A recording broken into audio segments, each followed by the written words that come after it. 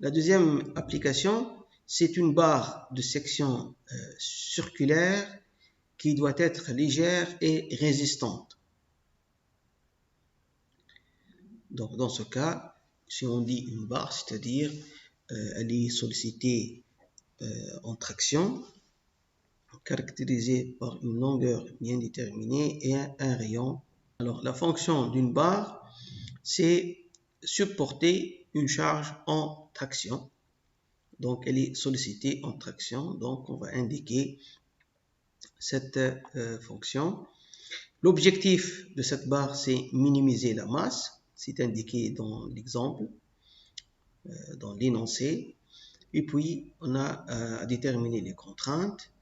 Donc, comme condition imposée, on va citer la résistance afin d'éviter la rupture.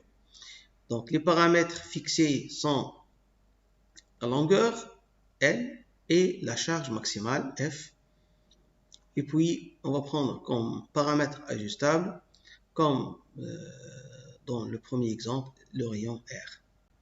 Bon, la différence entre l'exemple 1 et 2, pour l'exemple 1, on impose avec la légèreté l'élasticité. Dans l'exemple 2, c'est la résistance afin d'éviter la rupture. Les paramètres de matériaux, on propose la masse volumique et dans ce cas, en fonction du type de contrainte imposée, on va proposer la résistance mécanique sigma F ou bien sigma E. C'est la limite élastique de matériaux. Les relations physiques sont deux types. Une relation liée à l'objectif.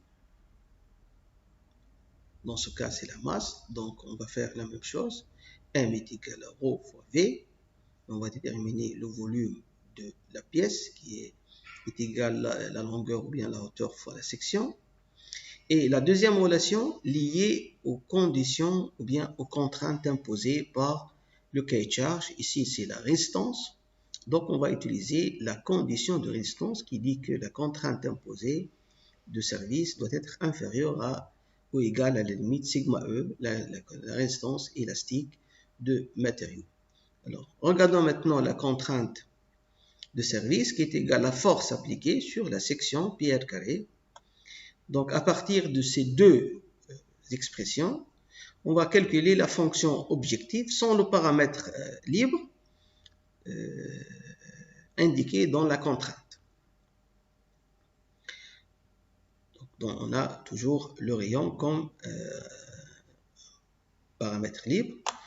Donc, l'étape consiste à isoler toujours le rayon libre. C'est le paramètre libre à partir de la relation liée à la contrainte. Puis, on va l'intégrer dans l'expression de l'objectif. Nous obtenons M est égal à F. C'est la partie liée aux exigences fonctionnelles, conditions de service, fois L, c'est les paramètres géométriques. Et vous avez la dernière partie, c'est lié aux propriétés de matériaux. Ici, on a ρ sur sigma F. Alors, dans ce cas, on va utiliser une carte qui représente la contrainte limite élastique en fonction de la masse volumique. On peut déduire facilement l'indice de performance à partir de cette expression. C'est l'inverse de cette partie. Donc, je vous rappelle, l'objectif c'est M, c'est-à-dire qu'on va chercher à minimiser. L'inverse, on va chercher à maximiser sigma F sur ρ, ou bien l'indice de performance. Après avoir choisi la BAC correspondante, ou bien la carte de sélection, sigma F en fonction de ρ, on doit tracer une droite de pente 1 pour déterminer la pente, et puis on va lister les matériaux du plus performant vers le moins performant. L'exemple 2, c'est une barre sollicitée en traction de section circulaire, légère et résistante, d'indice de performance calculé est égal à sigma F sur ρ sigma F, c'est la limite élastique des matériaux. Donc, on va utiliser dans ce cas la carte correspondante à la résistance sigma F en mégapascal, c'est la limite élastique en fonction de la densité ρ en mégagrammes par mètre cube. On a tracé la droite de pente est égale à 1 et on va la déplacer vers qui est confondue, si vous voulez, pour vérifier sur la droite en pointillé ici. Donc, vous voyez que ça correspond à sigma sur ρ. Donc, c'est correct notre traçage. Le premier matériau, en déplaçant la droite vers le haut, qui se présente, c'est le SiC. Carbure de silicium. Bien sûr, ce matériau, il est faible en traction. Vous voyez sur le diagramme les groupes des matériaux représentés par des ellipses en pointillés. Alors, signifie que les modules ou bien les limites élastiques représentent les limites élastiques en compression, non en traction. Puisque notre pièce est sollicitée en traction, donc on va éliminer tous les matériaux qui sont représentés par des ellipses en pointillés, ou bien on doit tenir compte de la différence entre la limite élastique en traction et la limite élastique en compression. Donc vous voyez par exemple le SiC qui se trouve dans cette position lorsque le matériau est sollicité en compression. Si le matériau est sollicité en traction, on va le trouver en bas, très inférieur à cette valeur.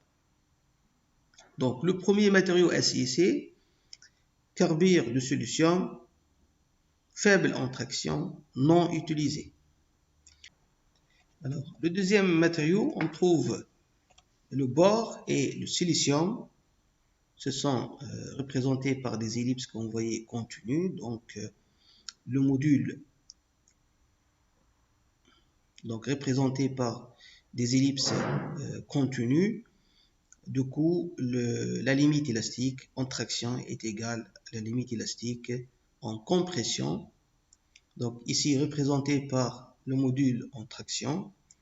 On peut les choisir, mais ils sont trop chers, non utilisés aussi. Maintenant, on passe au deuxième groupe de matériaux. Ce sont les composites qui se trouvent au-dessus de la ligne après une légère descente. On voit très bien que les composites sont divisés en deux parties. La partie supérieure concerne les composites uniaxiaux et la deuxième partie inférieure représente les matériaux ou bien les composites stratifiés. Donc le premier matériau de ce groupe, quatrième dans la liste, c'est le CFRP et on peut ajouter avec le GFRP qui se trouve presque sur la même ligne. Donc de fibres unidirectionnelles suivant l'axe de chargement. Bien sûr, ces matériaux sont trop chers et non utilisés. Par la suite, on trouve le CFRP stratifié. Le CFRP stratifié, oui, bien évidemment, il est utilisé pour fabriquer des barres circulaires résistantes et légères.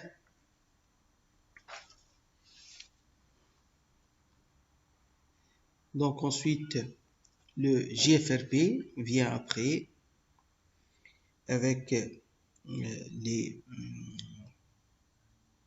aciers. Donc là c'est 8e. Puis les aluminiums, c'est on descend légèrement. Donc vous voyez l'ellipse de l'aluminium. Donc on peut utiliser les premiers types d'aluminium. Par la suite, on trouve le titane, trop cher, non utilisé, le bois à fibres parallèles. Oui, on peut utiliser pour fabriquer des barres. Ensuite, on peut proposer le magnésium, le nickel et on trouve en bas les matériaux plastiques, les dérivés de bois,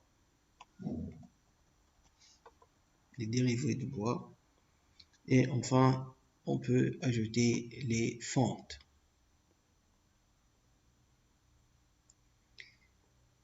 Voilà la liste avec commentaires des matériaux classés par ordre décroissant de performance, de premier matériau le plus performant vers le matériau le moins performant en utilisant la droite de l'indice de performance.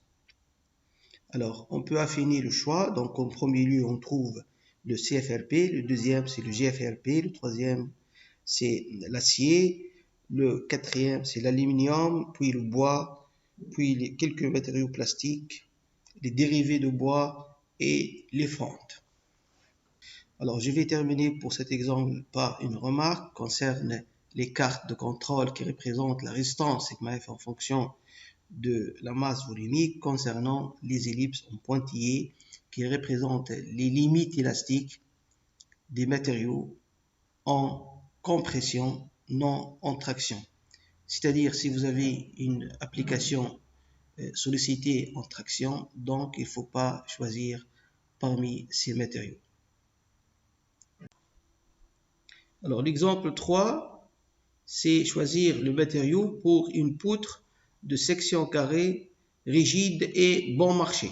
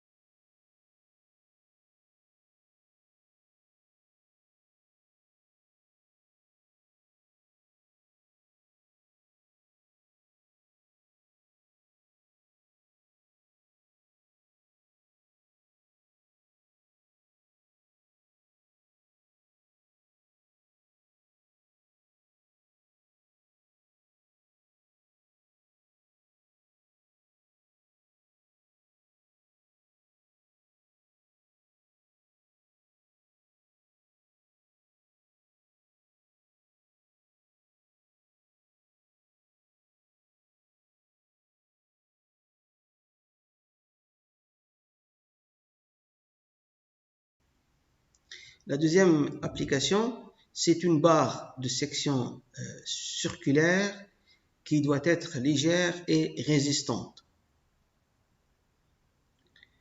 Donc, dans ce cas, si on dit une barre, c'est-à-dire elle est sollicitée en traction, caractérisée par une longueur bien déterminée et un rayon